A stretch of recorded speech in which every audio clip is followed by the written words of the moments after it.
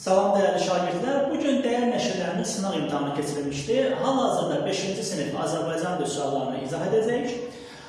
Sualları maksimum şəkildə, sürətli bir şəkildə izah edəcəyik ki, uşaqlar rahat yoxlasınlar. Amma hansı sualla bağlı ətraflı nəyəsə soruşmaq istəsəz, videonun şərh bölməsini yazarsınız, oradan da izahlarını verəcəm.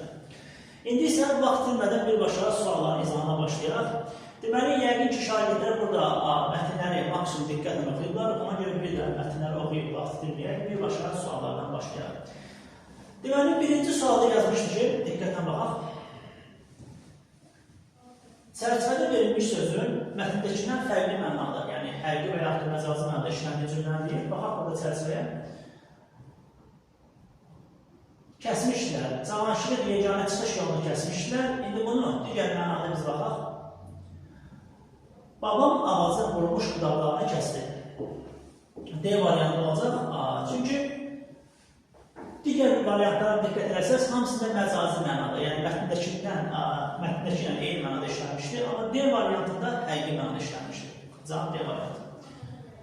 Mətn əsasən yanlış fikirdir. Burada birbaşa cavabı deyim. Yazıb ki, Cavanşirin mühasirəyə düşməsinin səbəbi əsgərlərin ona xəyanət etməsidir. Orada xəyanətdən heç bir söhbət getmirdi. Keçək növbəti sualımıza.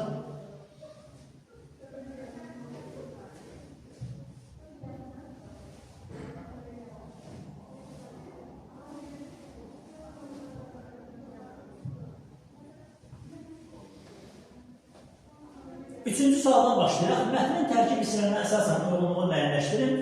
Deməli, Cavanşirin ordunun mühasirəyə düşməsi, yəni ordunun mühasirəyə düşməsi birə gedir. Bura bir yazsaq. Döyüşçülər, Cavanşirlər daha böyük inamla bağlandılar. Bu əsərin ən son hissəsindəyik, əgər oraya diqqət edəsəz. Bu gələcək 3-ə. Cavanşir qılıncı ilə qayanı çapıb yola açır. Yəni orada başqa bir, belə deyim, vasitə yox idi. Məcbur qılıncı ilə bu yolu açdığına görə C variantı da ikinci gedəcək. Ona görə 1B, 2C, 3 də A. Yəni əsas hissə C-yə getdiyinə görə cavab B variantı olacaq. Birinci Cavanşirə aid edilə bilməz. Burada diqqət edəsək, yazır ki, qayanı çapıb yol açarkən əsgərlərin köməyindən istifadə elədi. Orada özü tək başına, yəni bunu edib əsgərlərini xilas etmişdir.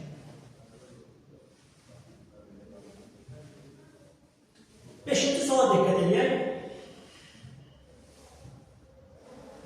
Biri tüm tərəflərlə verilmiş ifadələrdən heç birini əvəz edə bilməz. Mətndə külünk sözü yazılmışdır ki, külünk yox idi. Məcbur onu qılıncla etmişdir. Ona görə də birbaşa rahat bir şəkildə cavab C-ni seçə bilərik. Gələk 6-cı suala.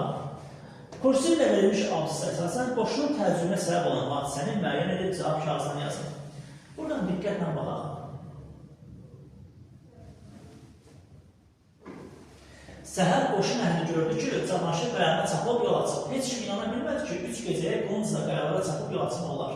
Yəni, tərcüm bu idi ki, 3 gecəyə qılıncla o boyda yolu, yəni qayanı necə açıb yol açmaq olar. Ona görə də cavab burada, yəni bu cümləni köçürə bilərsiniz. 7-ci suala diqqət edək. Hansı cümlədə nöqtədən yerinə birinci şəxsin zəmmi mənsubiyyə şəkilçisi yazılmışdır? Bizim kəndimiz, diqqət edəsək, yaxınlaşdıraq. Bizim kəndimiz çox səfalıdır. Yəni, mənim kəndim, sənin kəndin, onun kəndi, bizim kəndimiz. D variantı olacaq burada. Sonra, verilmiş məndin neçənci misrasında bütün sözlərdə incə sahiblərin ahəngi var. İncə sahiblərimiz E, Ə, İ, Ö, Ü. Ona görə də burada elə birinci misranı götürə bilərik, diqqətlə baxsınız. 9-cu sualda sətirdən sətirə keçirmək üçün, yəni sadəcə hecalara ayrılmaq yox, sətirdən sətirə keçirmək üçün. Ona görə də burada B variantı mürəkkəb tələffüz kitab. B variantı. 10-cu suala diqqət edək. Burada amonim sözləri soruşur, yəni yazılışı, deyilişi eyni, mənaları tam fərqli. C variantına diqqət edəsək, burada biz insan mənasında, digərində isə ayaqqabını deşən alət mənasında. 11-ci suallar, gerilik sözünün sinonimi deyib, burada inkişaf geriliyin əksinə, yəni onun əksi sayılır. İnkişaf müsbət mənada, gerilik isə mənfi mənada. Bunlar yaxın mənalı ola bilməz. D variantı. Gələk ikinci suala.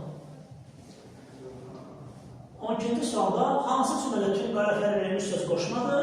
Çıxışlı haldan sonra, yəni dan dərmindən sonra gələn sonra sözü burada qoşma kimi işlənəcək. C variantı.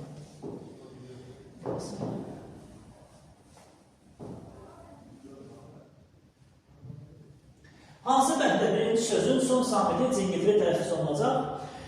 Cingiltili olması üçün özündən sonra sahib gəlməlidir, ona görə cavab B variantı olacaq.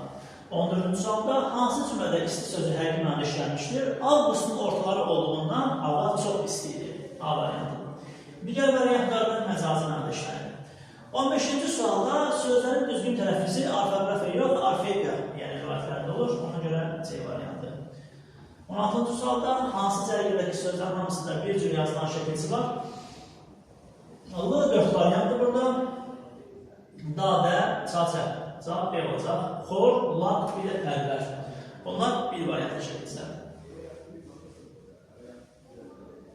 17-ci sualda yazır ki, 3-cü misrada, yəni yanlış fikir soruşur. 3-cü misradakı sözlərin hamısı leksik mənaya malikdir. 3-cü misrada daha söz var, bu da ədaddır. Ona görə bu köməkçi nitq hissəsidir. C variantı. Köməkçi nitq hissələrinin leksik mənası olur. 18-ci sualda toplu isim deyil, meşə ilə salxım sözünü əzbərləmək lazımdır. Bunlar toplu isim deyil. A variantı.